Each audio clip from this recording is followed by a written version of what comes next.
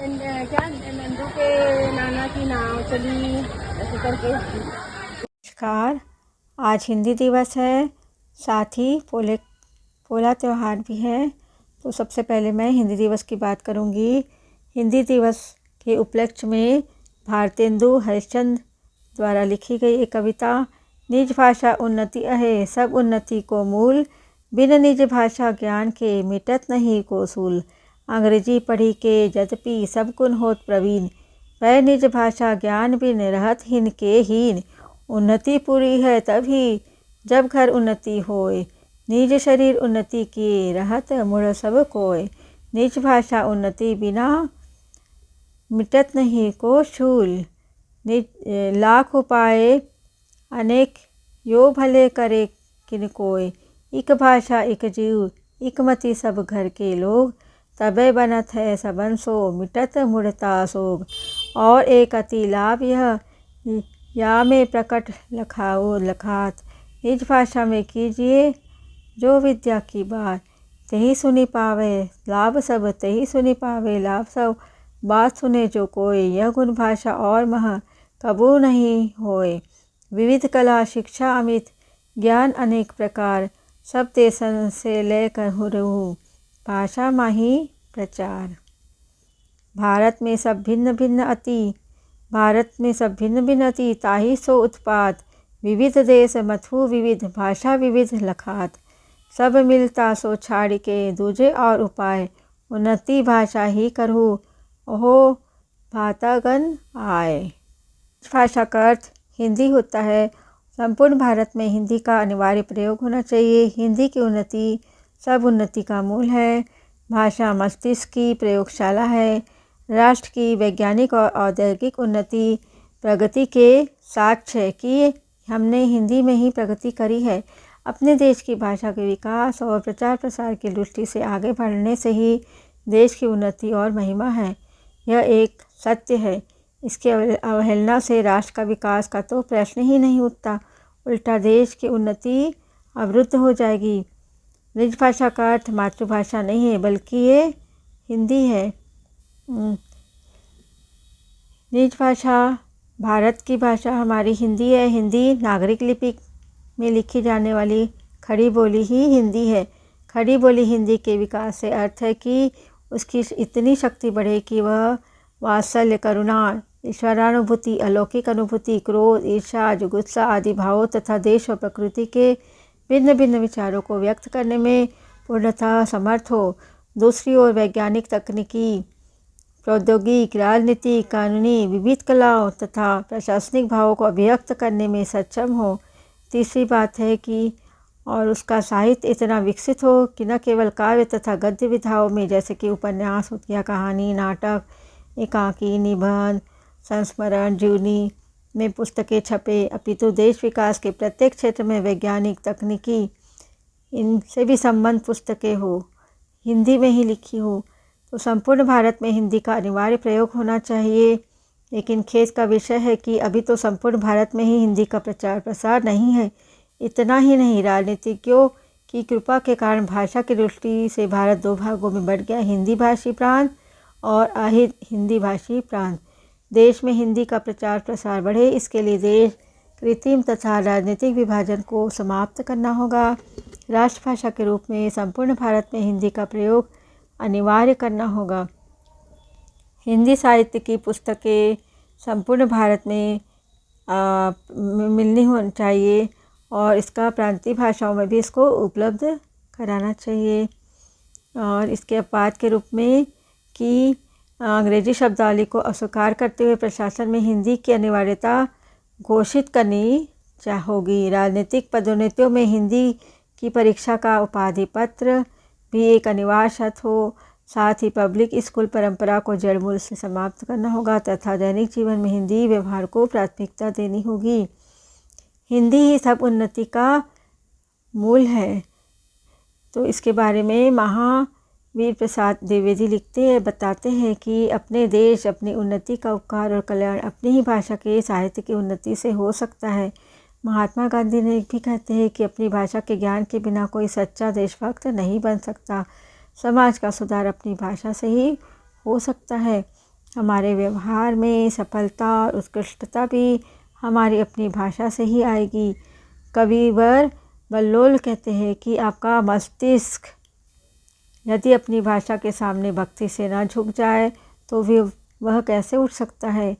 अज्ञे जी कहते हैं कि किसी भी समाज को अनिवार्यतः अपनी भाषा में ही जीना होगा, नहीं तो उसकी अस्मिता कुंठित हो जाएगी और उसमें आत्मविश्वास बहिष्कार जो होता है ना, खुद को बहिष्कार करने का एक विचार आ जाएगा।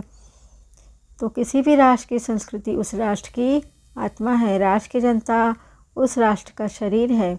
उस जनता की अपनी राष्ट्र की भाषा है। डॉक्टर जॉनसन भी कहते हैं कि भाषा विचार की पोशाक है।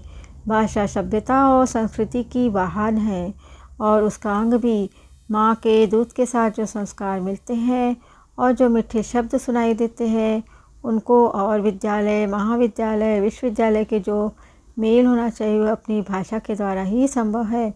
विदेशी भाषा द्वारा संस्कार रोपण असंभव है। अतः इसलिए निज भाषा उन्नति से ही देश की उन्नति, सांस्कृतिक उन्नति जो है वो संभव है। आज के मम्मी डैड अंकल आंटी की संस्कृति बालकों पर विदेशी भाषा का भारतीय संस्कृति पर आक्रमण ही तो है। भाषा जो है वो मानव मस्तिष्क की प्रयोगशाला है। जैसे कि अतीत की सफलताओं के जय स्मारक और भावी सफलताओं के लिए अस्त्र शस्त्र एक सिक्के के दो पहलुओं की तरह साथ रहते हैं। इसका अर्थ होता है कि भाषा के द्वारा ही प्राचीन जो गौरव है अक्षुण्ण रहता है और उज्जवल भविष्य के बीज उसमें निहित रहते हैं। भारत के प्राचीन गौरव की महिमा को जीवित रखने के लिए, विश्व में उसकी विजय पताका फहराने के लिए हिंदी की उन्नति अनिवार्य है। आपने देखा होगा कि राष्ट्र के वैज्ञानिक और औद्योगिक उन्नति प्रगति के साक्ष्य हैं। जैसे कि जापान और अमेरिका में देख सकते हैं। अमेरिका वैज्ञानिक दृष्टि से और जापान औद्योगिक प्रगति में विश्व में सर्वोच्च शिखर पर आसीन है। इन दोनों को अपनी अपनी भाषा पर गर्व है। वे अपनी अपनी भाषा द्वारा राष्ट्र को यश प्रदान करने में गौरव अनुभव करते हैं। जीवन के कुछ क्षेत्रों में हिंदी अभी अक्षम है, पर विश्वास रखिए जब उसका आम प्रचलन होगा तो हिंदी भाषा का शरीर दुरुस्त, उसकी सूक्ष्म गति, सूक्ष्म नाड़ियाँ तैयार हो जाएगी एवं नसों में रक्त प्रवाह और हृदय में जीवन स्पंदन पैदा हो जाएगा। तब भारत में हिंदी का यौवन वसंत की नई कल्पनाएं करता हुआ उन्नति के नए नए मार्ग खोलेगा। इसलिए ये भारतेंदु जो हरिश्चंद्र कवि हैं उनका यह कथन सार्थक होगा। आज पोला पर्व है लेकिन छुट्टी नहीं थी और इतनी बारिश हो रही थी, तो बारिश का मज़ा लेने के लिए थोड़ा देर बच्चे अपनी नाव कागज़ की बनाकर खेल रहे थे। उनको भी बहुत अच्छा लगा, बचपन की याद आ गई। मतलब ज़्यादा ही छोटे बच्चे खेलते हैं, हाई स्कूल के बच्चे तो ऐसा नाव बनाकर बहुत ही कम खेलते हैं। छत्तीसगढ़ में पोला त्यौहार बहुत ही धूमधाम से मनाया जाता है, क्योंकि यह राष्ट्र में ऐसा राज्य है, जो एकमात्र राज्य है जो पूर्णतः कृषि पर आधारित है। इसलिए यहाँ पर बहुत धूमधाम रहती है पोला की। और यहाँ पर धान की खेती होती है। मुख्य फसल के रूप में इसे धान का कटोरा भी कहते हैं। यही कारण है कि प्रदेशवासी खेती किसानी का काम शुरू करने से पहले हल की पूजा करते हैं, जिसके बाद वे अपने कृषि के काम में जुट जाते हैं। वही बैलों की पूजा भी पूरे विधि विधान से करते हैं, जिससे राज्य की संस्कृति की झलक दिखाई देती है। इसे छत्तीसगढ़ में पोरा पर्व भी कहते हैं और सबको पता है ये भाद्रपद मास की अमावस्या तिथि को मनाया जाता है। और खरीफ फसल के द्वितीय चरण का कार्य यानी कि निदाई खुदाई गुड़ाई बोलते हैं, वो पूरा होने के बाद इसे मनाते हैं। फसलों के बढ़ने की खुशी में किसानी के द्वारा बैलों की पूजन करके कृतज्ञता दर्शाने के लिए ये त्यौहार मनाया जाता है। शहर से लेकर गांव में इस पर्व की धूम होती है। पोला पर्व की धूम शहर में भी होती है। जगह जगह बैलों की पूजा अर्चना होती है। गांव के किसान सुबह से बैलों को नहला धुलाकर सजाकर उनकी पूजा अर्चना करते हैं। कई प्रकार के पकवान भी बनाए जाते हैं। मेरे घर में भी और महाराष्ट्र में जैसे पूरन पोली बनता है वो मैंने बनाया है, और बड़ा बनाया है उड़द दाल मूंग दाल का, वो भी मैंने वीडियो में दिखाया है।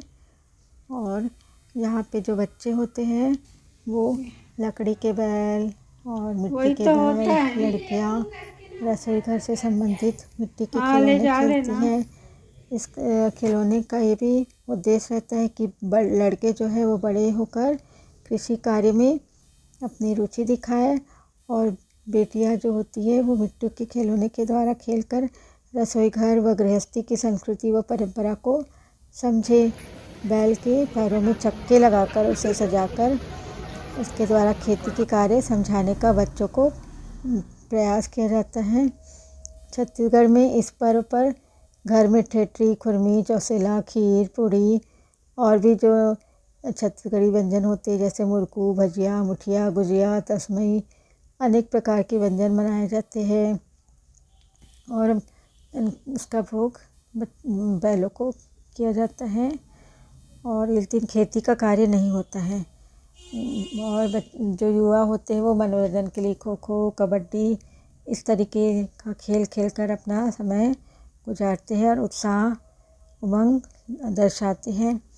ऐसी मान्यता है कि रात में जब गांव के लोग सो जाते हैं तो जो पुजारी होता है, छत्तीसगढ़ में उसको बैगा कहते हैं, वो मुखिया और कुछ पुरुष के साथ आधी रात्रि को गांव और गांव के बाहर जो सीमा रहती है वहाँ के कोने कोने में प्रतिष्ठित सभी देवी देवताओं के पास जाकर विशेष पूजा आराधना करते हैं।